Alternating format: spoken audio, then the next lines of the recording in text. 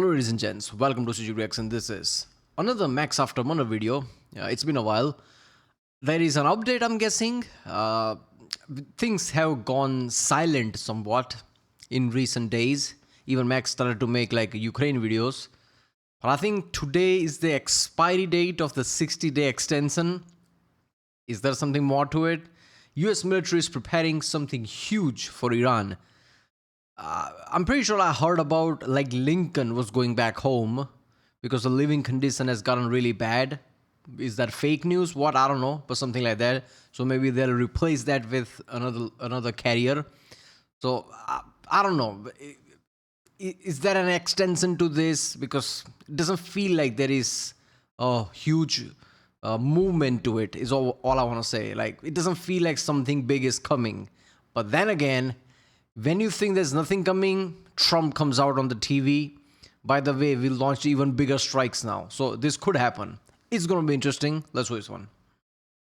So just this morning, the clock ran out on Iran, and ships are not moving through the Strait of Hormuz, at least not anywhere close to the level they were before. But think about this: low-slung, straight-winged, no landing gear worth speaking of. We're talking about specific drones sitting in rows on hot tarmacs somewhere inside Central Command's area of operations. This is a Lucas drone, the low-cost unmanned combat attack system. Could this be unleashed with this clock now running out? I mean, it's already been used in combat in Iran, but it's an American one-way attack drone. 4 days ago, Central Command announced it is building an entire multinational task force around machines just like this, operating above the sea, on the sea, and below it. So not just drones that fly through the air, but drones that slip through the water or on the surface of the water. Today's August 17th, and today is the 60-day arrangement ending that was supposed to end the Iran war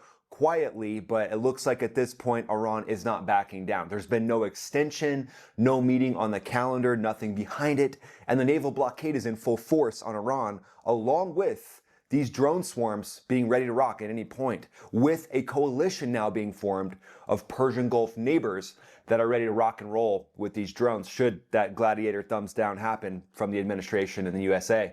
Tehran spent 60 days negotiating with a calendar, and now it kind of looks like they're losing. They're like, we ran out of time. Can we get another MOU? Can we get another extension? But here's what America spent those 60 days building: advanced. Yeah, Iran is not saying that though. That's the problem. IRGC doesn't care. Past 6 months, it's been keep extending, but clearly IRGC doesn't care, right? This was always the problem. Like if you bomb the shit out of everything, but IRGC still doesn't give up, what do you do then? So that's the limbo we are at right now. What to do, right? They're not asking for next piece something because they don't care in the end. That's what it is.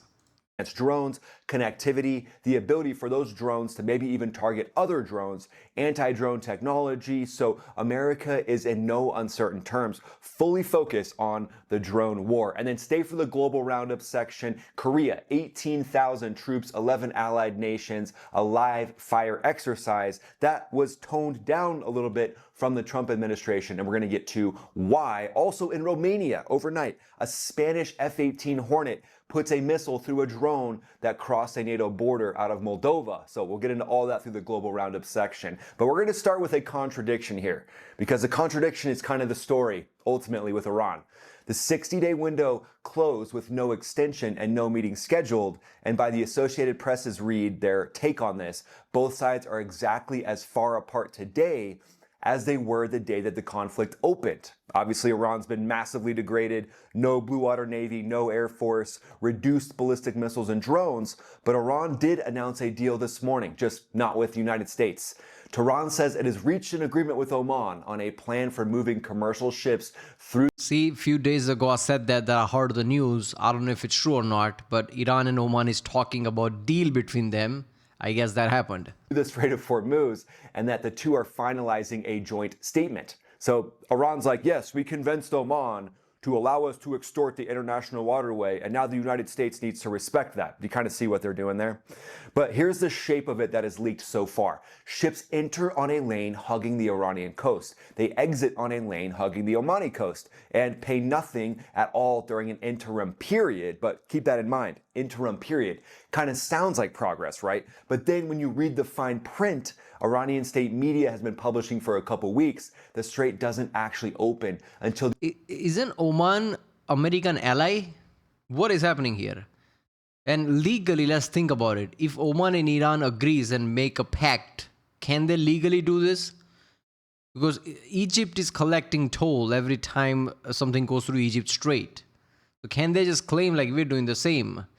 Egypt also like basically directs you, right? Like they send their own ships. It's a whole process. Basically guides you and everything, so they can justify it that way. Like, yeah, we have to maintain it, so we charge a fee. That's not the case with this one. So I don't know, man. The United States lifts its naval blockade first, and a quote is, the negotiations have nothing to do with the United States. So the US just has to lift the blockade, pay war reparations, and then eventually allow Iran to extort the waterway, with 7% of the cost of the cargo of every ship being paid to Iran. But here's Tehran's real position, the one that tells you everything you need to know.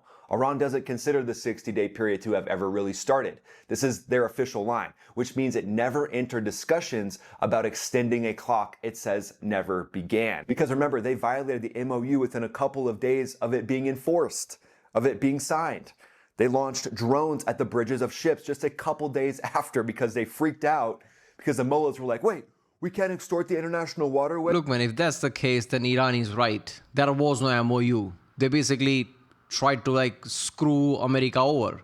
Oh yeah, MOU signed. The next day they launched the drone, clearly implying there is no MOU. So they never cared about MOU in the first place.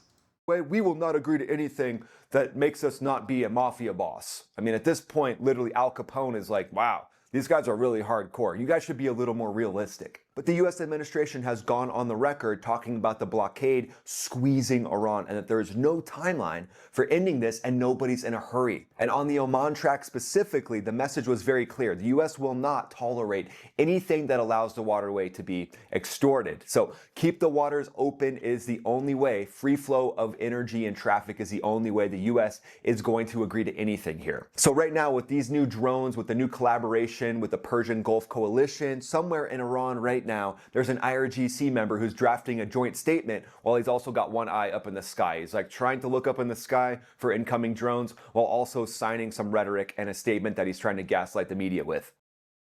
Because while Iran was drafting the paperwork, Central Command is building something that doesn't need any paperwork, really. Basically, these don't come with a strongly worded memo like Iran would like them to.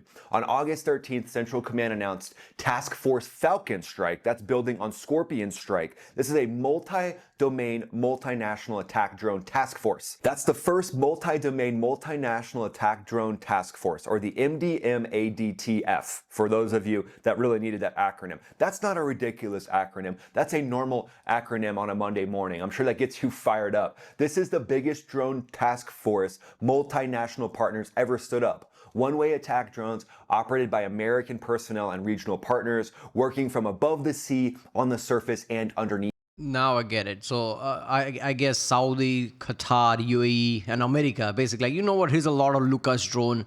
Let's create a joint task force. If Iran attacks, you do the same thing this time. Tit for tat. I'm guessing that's what's happening. So let's be precise about what a one-way attack drone actually is, because it's not a Reaper and it's not a Predator. We know a lot of those have been taken down and shot down in Iran. They're not stealthy. No, it's not Reaper. Reaper is humongous. It's like huge. I saw a guy walking past Reaper. I'm like, how the hell is that the case? Susceptible to AAA and to man pads. This type of drone doesn't need to worry about that because these drones don't come home. No landing gear, no recovery cycle, no crew to bring back, no airframe to inspect afterwards. The aircraft is the munition itself. And that flips the cost equation of American air power on its head. Instead of a few exquisite machines you protect at all costs, like an F-22, F-47, F-35, you get a lot of cheap drones and you can spend on them. You can basically just be like Oprah, like, you get a drone, you get a drone, you get a drone. Task Force Scorpion Strike stood up in December of 2025 as the first dedicated one-way attack drone squadron in the Middle East. They put an attack drone off the deck of the USS Santa Barbara. That's a literal combat ship. The first time in history an attack drone launched from an American warship. And then Lucas made its combat debut in the opening waves against Iran in late February. By July, the same task force was sending unmanned attack vessels against Iranian port facilities. Here's the part that's wild as well. The first attack drone ever fired off of an American warship came off a literal combat ship. And that's a warship that's spent a couple decades being the punchline for some military analysts for being a warship without a mission. Oh, Okay, let's get this thing straight. This is a copy of Shahid 136. Better copy, but copy nonetheless. America has to do this because of the logistical reason. America can't just waste missiles all the time. There isn't material or manpower enough to make things. It's not about money. It's about the manpower. It's about the production speed. Maybe there'll be a day where somebody goes completely insane and says, I don't care, wartime economy, build me 1 million missile or something. At that point, they're not going to use these Lucas drones. But this is out of necessity. I know somebody would just, why am I saying this? Somebody almost comment there. Oh, this is just Sahid's copy, like the America's not flexing. No, it's not about flex. It's about necessity. America has to stoop down to using this kind of drones because other things are too expensive. That's it. America has 1,000,000 times better technology than this. Much better cruise missiles. This is essentially a kind of a cruise missile that can guide itself and just basically explode. I'm pretty sure somebody could just do that with like some kind of controller. America has self-guided cruise missiles, but those are expensive. So they have to do this. really? Well, how about now? How about one of the most important missions in the entire US military? And the outfit running it is the Special Operations Command Central out of MacDill in Tampa. Across a 21-country area of responsibility, the special operators built the assembly line, and the ship nobody wanted took the first shot. Now, the number nobody else is stopping on. 0 regional partners have been named so far, which of the exact ones they'll be. Central Command would not say whether any country has joined, even informally, or which one it expects. A multinational task force announced with the invitation still in the mail because America is building the organization ahead of the partners and ahead of the production run to make sure that they bring in the right people, right? You don't want to bring in folks that might be sharing a little bit of information with Iran. Pakistan. No, Pakistan, we're looking at you. But this is the opposite of how the Pentagon normally does. Pakistan already have drone. I mean, let's not. This is coming from me, by the way. Let's not degrade Pakistan's military capabilities. Pakistan's military is stronger than Iran's. They already have drones like that. They have Chinese drones, which are kind of better than that, right? So Pakistan already has nukes. They could share the nukes. Oh, here you go, Iran. But they're not doing it. So Pakistan military, they have money problems, sure. But their military is much stronger than Iran's one. So it's not, they don't need drones like that. Does anything, and this is where the fighter jets come back in. Because remember, a one-way drone is cheap, expendable on its own, fairly stupid in a certain way, except AI is now being integrated into it, but it needs eyes, it needs a data link, and a human being with judgment inside the targeting chain. So think about the different fighter pilots that could be up operating with these on their wing. Unmanned wingmen, not a new idea, but this is a great idea in my opinion, because you can start tasking these little drones from your cockpit yourself. Even looking at new updated target imagery, confirming the targeting imagery from your cockpit, and then pumping that information. I don't know about that, man. Somebody in the control center, command somewhere would probably guide it, not from the jet. First of all, like, why do it from jet? These drones are very slow. If you have fast drones that accompany a jet, which is going to be F-47 and 6th gen jet, that makes sense. These slow drones is best to be controlled by somewhere nearby, some control center, right? Where CENTCOM is, something like that. To the drones themselves, rerouting the targets real time. Think about something like Link 16, a link that connects all these different drones to the fighter jets, and you close the loop to make sure that you're able to actually target what you want to target. I mean, it's a perfect combination. And then think about the connection to combat collaborative aircraft. The X-62 Vista, that's a heavily modified F-16 that flew 27 AI-controlled intercepts against a live target aircraft over Edwards this spring, What? with the autonomy pulling its own sensor feed and locking targets itself. So not only does this program have the ability to use these Lucas drones, but think about the ability of manned fighters to team up with AI fighters as well. I mean, that could be something that we see built out of this pairing. But that brings us to what I love this. I love this. The paranoia of US military always pays off. US knows AI is the future. It's not that far off when China dominates AI. Russia and Iran suddenly gets AI as well. America's already looking forward to like how to beat AI. Obviously with our own AI, but even without it. How to build a platform that even beats AI. So we don't have to worry about AI in the future. America's the one who's building AI, but they're also like, okay, what if somebody else get it? How to beat that? Every time they create a technology, they're like, what if our enemy gets the technology? How to beat that technology? They're always 2 steps ahead. Iran will actually do about this with this new task force in drones. So Iran's stated claims that the Iran Revolutionary Guard Corps has said that no tankers will move to the strait without Iranian permission. And then besieged commanders say the waterway is under complete Iranian management and control. And the Persian Gulf Strait Authority says it's blocked until Iran's conditions are accepted. But they're basically putting themselves in a chokehold. You guys see what they're doing, right? Central Command says the southern route through the strait is free and open to all commercial shipping. The United Kingdom Maritime Trade Operations picture says traffic is down in single digits some days for transits through the strait itself because of mine dangers and just the fact that they're threatening the ships, right? They put a couple dudes on an island with $20,000 worth of drones, and they're able to intimidate these ship captains that are just trying to make a living. Basically, at this point, General Tuna is sitting down there and he's like, I'm putting the strait under my own command, and if you're not careful, I'm going to sandwich you between myself and General Salami, and we're going to bring you to a cocktail party that you're not going to enjoy because we're going to combine salami and tuna, and that's going to be a bad day for you. You made it to the Global Roundup, my friend, so picture a 4-star Korean general walking into a bunker this morning and starting one of the biggest exercises on the Korea Peninsula. Roughly 18,000 South Korean troops, personnel from 11 of the 18 United Nations command member states, and a combined arms live fire event testing joint precision targeting, even with bombs being dropped in specific ranges around the Korean Peninsula. It's built around what North Korean troops learned. Why? Everything is a message. Why is this happening now? Is North Korea acting weirdly that they have to do this? Is this some kind of a message? What's happening? Fighting for Russia and Ukraine. So they're learning how to counter what those North Korean troops have used. But the Trump administration has said that there won't be as much support for this because it looks like President Trump is trying to ease the tensions with North Korea. And then get this, a Spanish Hornet took down drones. What do you mean? So not much support from America? Is that what he's saying? I mean, that makes sense. Why would America spread everywhere, especially now, and Korea can take care of themselves, right? South Korea is like, their military is kind of in like uptake. So yeah, they can do their own thing.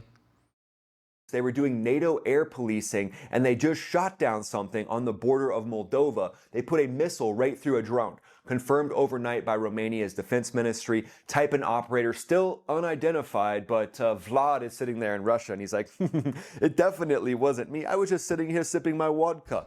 And they're like, why did the drone have a big Russian symbol on it? And he's like, oh, it's being copied all around the globe. We have the most Peel the Russian symbol and you see Iranian symbol. Like, what? beautiful drones, and people are stealing our copyrights. It's kind of like someone stealing a copyright of Louis Vuitton. But obviously everything runs right back to Tehran in this video, so you made it to the 40 chess strategic analysis section. So every ceasefire, every memorandum, every 60-day window in this war has been a way for Iran to convert delays into concessions, and it's somewhat worked in sort of a way because there's always been another clock to run down until now. So what Tehran says is it needs the blockade lifted. What Tehran says it has is control of the strait. Both can't be true. And the fact that Iran keeps saying both is the tell here. Lift the blockade, give us the control of Strait of Hormuz, give us a reparation. Anything else, my boy? Anything else do you need, right? Maybe free chocolates? Why not? Yeah, what part of, how do they think that's going to work? Okay, at best, America would just retreat. Ah, screw it, we're done. At best, that would happen. Why would they give you reparation? Why would they agree to anything? You do not demand relief from a blockade, you are winning, right? If you're needing the blockade to be removed, the blockade's obviously working. But here's the contrast almost nobody is drawing today. The clock expired, and the thing waiting on the other side of it is not a strike package necessarily, it's an organization, a drone organization, a permanent multi-domain, multinational task force built out of expendable machines run by special operators that gets larger and cheaper every single month, whether or not anybody signs anything. So at this point, you have to contest what Iran. Is this maybe cynical side of it? Is this America's like, okay, you know what, we tried. You know what, here you go, UAE, Qatar, some drones. If they attack you, attack back, bye. Is that what it is? I don't know, man. Because deadline ended. If nothing happens, that by automatic, it's an extension. Lincoln is already going away. Is Trump slowly like going back? I don't know. Like, here's a task force, I guess, attack each other.